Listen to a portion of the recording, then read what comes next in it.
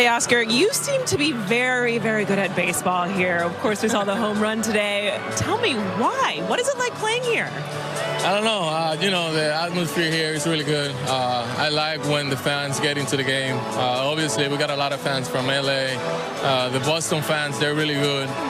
You know, this is why this is one of my favorite places to play. You know, it's just like it gets me excited and takes everything out of me. You had a multi-hit game the other day, the home run against Akel today off that second pitch. One, what were you looking for? And two, do you feel like something's starting to get going for you offensively? Yeah, my timing is getting close to be as good as I want. Now I'm not missing a lot of pitches in the strike zone. I'm putting it in play. So that's what I'm looking for. And, you know, just trying to get as many pitches in the strike zone and just try to put a good swing on it. It's no secret you guys have been looking to get things going as a group. For this win, a complete win, what did you see from the pitching, the defense, the offense, and even how this game was closed out? You know, it takes a little bit of everything. We put some good at-bats today, a lot of walks, a lot of two-strike hits. And when the situation comes, we get the big hit. So, and the pitching was there. Defense, we didn't get a lot of action today, but the pitching do their job. We actually do their job too. Teoscar, congratulations on this win today. Thank you. Appreciate it. Or we had talked a lot over the last few weeks how Teoscar Hernandez really hasn't looked like the same guy that we saw last year or even the same guy we saw the first month of the season post-groin injury. But tonight was a really good sign. You talked about it right there. He feels like his timing's getting back. And, boy, he just loves swinging the bat at Fenway. His 15th career home run there in Boston. Since going on the IL, he hasn't been the same guy. And a lot of times you start to analyze, okay, he's not going the opposite field. He's not getting the big hits. He's not on time. Well, a hitter will tell you, and I can't wait for Jerry to talk about it, but when you are on time, all of a sudden you use the whole field. Absolutely. And listen, obviously we talk about baseball being a rotational sport, especially in the batter's box. Well, it's also an explosive sport. When you're battling injuries, especially that groin area, midsection, that hurts a little bit. You cannot explode through the baseball. That swing was Teoscar-esque. Exploding, powerful, short, compact. Hopefully this is a sign for great things the rest of the second half. And coming up, we're going to break down Emmett Sheehan's night. He picks up his second win of the season, but also the other New England native, Jerry Ben Casparis. This is a guy that Oral and others have talked about possibly getting some save opportunities while Tanner Scott's on the IL. He was coming off a really rough outing against the Minnesota Twins, but he got the job done tonight. Well, here he makes a mistake. He knows that. Ben makes a mistake, 1-2, a hanging breaking ball. But outside than this was a great outing for Casparis, getting his first career save. Look at that fastball, tying up the hitter in her half, Tommy Edman. Incredible play, going toward the third base line, throwing across your body, getting the speedy runner. Great play. But more importantly, strikes are imperative coming out of that bullpen. Yeah, the Dodgers only walked, two guys. They got 3 walks themselves, so they out-hit them. They out-walked them. I think they outplayed them. These guys, these young guys, especially when the bullpen was going bad, remember against Milwaukee, they were hanging all kinds of breaking balls. And when you're trying so hard to turn it around, you want to throw these Hall of Fame breaking balls, and they end up slipping out. And those breaking balls that hang, they've been getting hit. A few less of those today, but still, even there in the 9th inning, some of those breaking balls were overthrown, kind of hanging right there like, oh, they go, hit me, and it's like, please don't. And I know it's a small sample size, Oral, but for them to have the kind of night they did, the bullpen as a whole, 4 scoreless innings, they didn't walk anybody. They were walking pretty much everybody, it seemed like, in that series against the Twins, but a great job shutting down the Red Sox all night. Yeah, the bullpen can be like an emotional compass for a whole team, because if you're not getting it done from the 6th inning on, in my day it was more like the 8th and 9th, but now with starters going only 5 or 6, you need 3 guys at least to pitch well, and that's hard to find. But the rosters are bigger, the bullpen is wider, but they still have to find 3 or 4 guys to come out of there and be really good that night. And you can't be really good if you're walking people, and you can't be really good if you're giving up home runs, and that's what they avoided. Absolutely. You see the line right there, 4 innings pitch, how many walks? None. Yep. You give yourself a chance. You give the defense a chance to help you out, attacking the strike zone. Yes, there was some swing and miss, getting them to chase with 3 strikeouts. But the biggest key, giving yourself a chance, no free passes. Well done. All right, Dodgers get the win to kick off this 3-game series in Boston. Let's head back to the booth at Fenway Park. Check in one final time with Joe Davis and Jessica Mendoza. Dodgers start this long road trip with a hard-fought win right here, 5-2 over the Red Sox. You know, and you think about Teoscar Hernandez, not only the big home run, but also all the hits that led up to that. I mean, the 10 hits, the way that the Dodgers not necessarily smashing the ball, but getting on base, getting the job done. How about the pitching tonight? Sheehan looked shaky early. He figured it out towards the end of his outing, and then the bullpen scoreless relief work. Oh, okay, so if we were to talk about this in the third inning, when he gives up those 2 runs, you would have thought a lot more runs were going to come in, and instead, not just Sheehan, but the rest of the bullpen shutting down the Red Sox offense. Totally different game than what you saw in the first 3 innings. And Ben Casparis getting his first career save to lock it all down. 5-2 the final score. Dodgers get their 3rd win out of their last 4. Carl's Jr. moment of the game. It came in the 8th inning. Jerry, Teoscar Hernandez, 2. I love the fastball, center cut, and Teoscar Hernandez does not miss it. We talk about light tower power over the bullpen. I'm estimated 433 feet. One more look at it, head down on contact.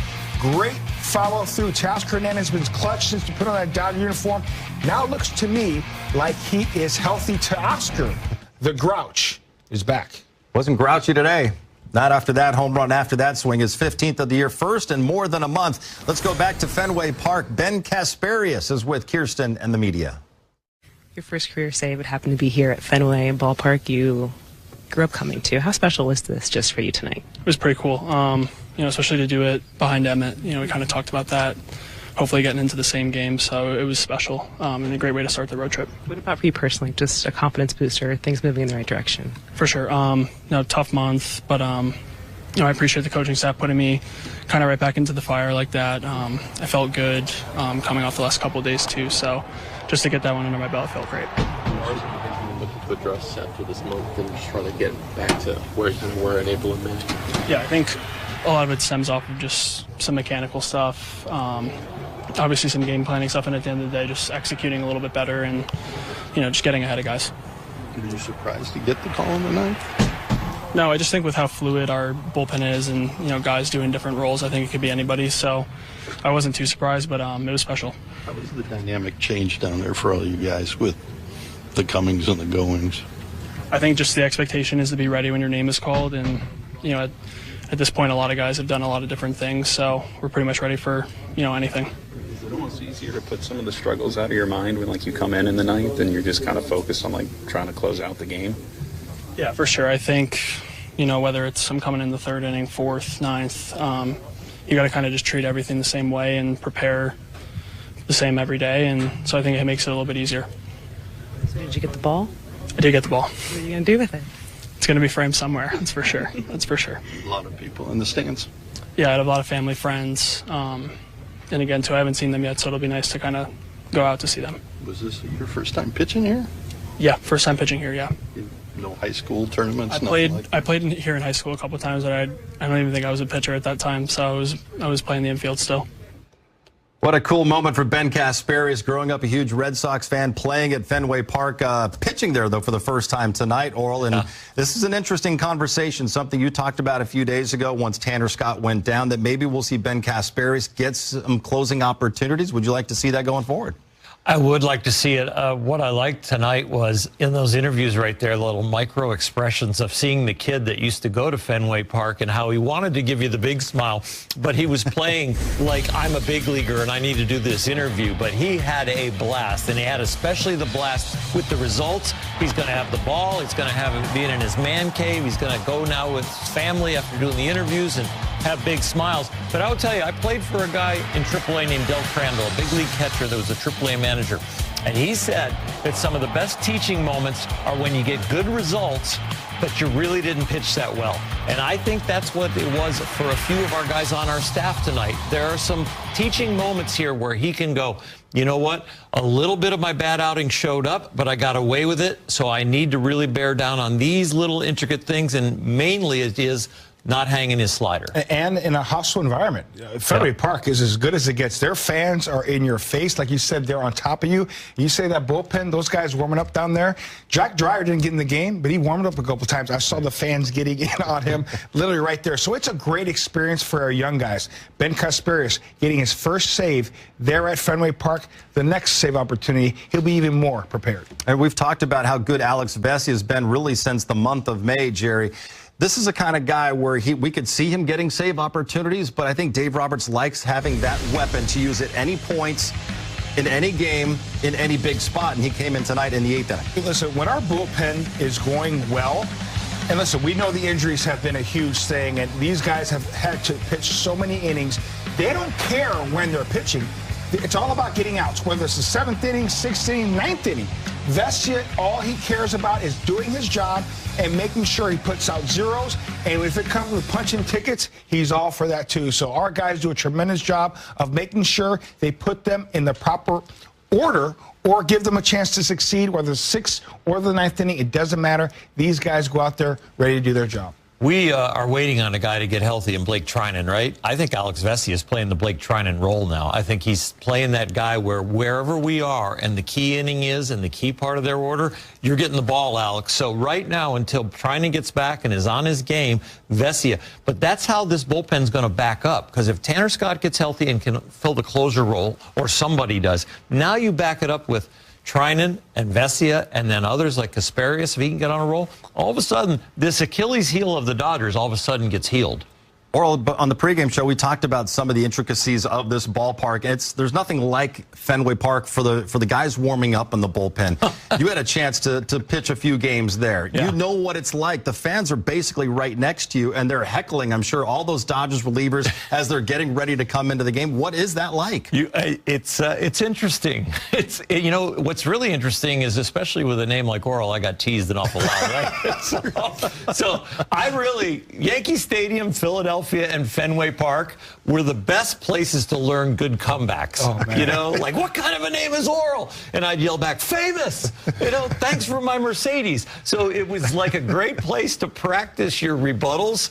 And the other thing that was really good for is if you could take it the right way, it gives you the right amount of adrenaline. It gives you a right amount of anger, and I'm like, off, and I'm going to go get you. And so thank you for inspiring me, because I was feeling a little tired or I was feeling a little pain. But now after that comment from that 7-year-old, you know, that's the other thing that surprises you about Boston, right? Yes. It's the average age of the kid that's ripping on you. It's usually an adult in another city. There, I don't think they have an age for language. I'm going to say this. Listen, I played for the Orioles. I came up with the Orioles organization, played for the Yankees, and I've been to Fenway Park so many times.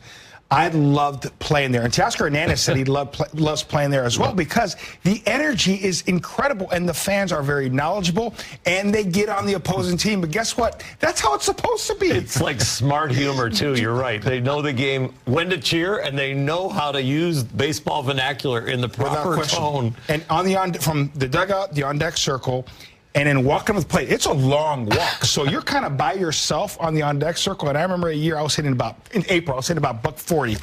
And the fans behind me say, we're not even going to get on you today. You're not even hitting your own weight. You know what I'm saying? So you're playing with us. And I just turned around and started laughing. You know, we're so glad you're coming up. All right, Dodgers had 8 strikeouts tonight. You know what that means, Oral. You can celebrate tomorrow. You can go to Jack in the Box. Get a free Jumbo Jack with a purchase of a large drink at any LA area restaurants. Today was Emmett Sheehan back home somewhat in New England. He carried the load. He had 5 of those 8 strikeouts. Also got the win. Dodgers 5-2 over the Red Sox. Let's go back to Fenway and hear from Dave Roberts with Kirsten and the media. Okay. Dave, I know ahead of the game we talked about Emmett playing here at a stadium, of course, having gone to Boston College, the excitement. How did you see him just settle into this one and really get things going? You know, it was good early. Then I think he got into a little bit of I think that first at bat, you know, Duran got his pitch count up in that first at bat, and then the stress, I think, in the second or third inning. But it was good to see him, you know, that 4th and 5th inning, be efficient, get through that, and shorten the game for us. And I thought he managed his emotions really well, competed really well, and made pitches when he needed to. And I thought the slider was better than it was his last turn. So, you know, he gave us everything we needed, and, you know, we needed every bit of it. Talk about how it's important to kind of get things started on a high note, to see this group play a complete baseball game, the pitching, the defense, the offense all coming together. How important is that just to set the tone for a long road trip like this one? It was good. It was good. I thought the pitching, the defense, the at-bats, Teo obviously had a huge at-bat. I thought, you know, in the beginning part of the game, I thought Teo, Andy taking their walks, really good. Some two-strike hitting was really good. And so, yeah, and even in the ninth inning, I thought that play that Tommy made was a really underrated play, tough play, big spot. And it was good to get Ben out there and get him a save. Building that inning against Bayo, and even like later on that inning, like doing the double steals, that just kind of byproduct of like where her lineups kind of. No, that was a miscommunication on my part. That was just a miscommunication on my part. So I'll wear that one. That was a situation where I didn't want him running, but I didn't communicate that well enough. Did this feel just like another night where the offense is kind of continuing to round back into the form you guys have been expecting? Yeah, you know what, I think, yes. I think that situationally we were good. I thought we did a good job building innings. Like I said earlier, we took some good walks, spoiled some good pitches, and, Bayo's one of their guys. So, yeah, it is getting back to, what we need. And even Miggy Rowe at the bottom, I think he's taking really good at-bats, in the last couple weeks, too. How much does it help if Andy and Teo are kind of looking more like themselves? It's certainly helpful. I think that they're just taking better bats. And, Andy, even the two-strike double in that first at-bat, I thought was a good piece hitting. And then Teo to take a walk, which was big. Walk and a run, I think it was. But, yeah, really good. And after the strikeout, to come back and hit a homer was really good. But, yeah, having those two guys in the middle of the work, doing what they're doing makes life a lot easier for all of them. The injuries creating opportunities. You created opportunities in the bullpen tonight. How did you like what you saw from that foursome? I liked it. I thought getting a chance to get Bandit in there to get him on some lefties, I thought was great. I felt that he did what he needed to do, going 1+. And then I just felt that, with his pitch count up the inning prior, I felt that we didn't want to create anything with Wong at the bottom of the order. So Henriquez coming in there did a nice job. He'll be available tomorrow.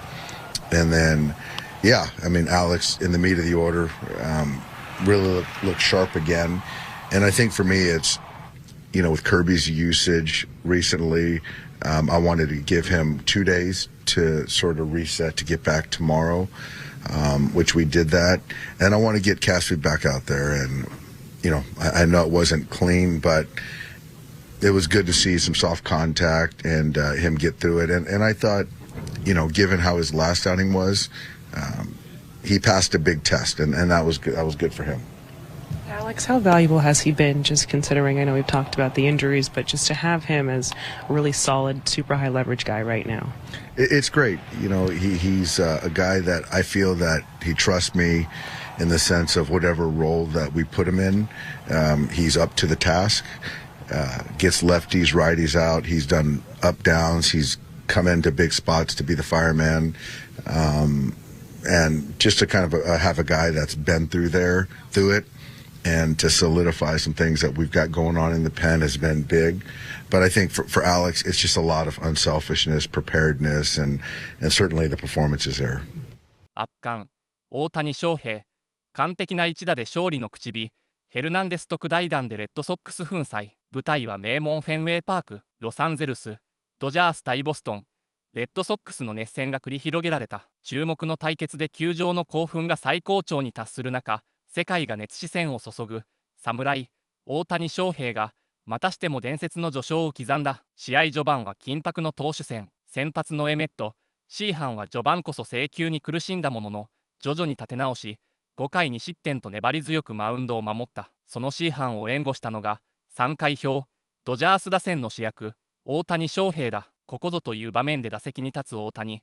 その姿に全観客の視線が集まる。息を飲む緊張感の中、大谷は見逃さなかった。カウントを整え、甘く入ったストライクゾーンの球を瞬時に見極め鋭い打球を放った。放たれた8球は華麗な放物線を描き、センター前へと鮮やかに抜けていった。まさに天才の一打。流れを引き寄せる価値あるシングルヒットでチャンスを拡大させるその姿は、まさに野球の神が降臨した瞬間だった。だが、この日のドラマは大家だけでは終わらなかった。チームをさらなる高みへ導いたのは、怪我からの復活を遂げた男、テオスカー・ヘルナンデスだ。試合後半、絶好のチャンスが訪れた8回表、相手投手の甘く浮いた渾身のストレートをヘルナンデスが完璧に捉えると、瞬く間に打球は特大アーチとなり夜空へと消えていった。その一撃はボストンファンの歓声を一瞬で静寂へと変えた。ヘルナンデスのキャリア15本目となるフェンウェイパークでのホームランは、相手の士気を完全に打ち砕き、勝負を決定つける一打となった。彼の放った打球が描いた鮮烈な奇跡は、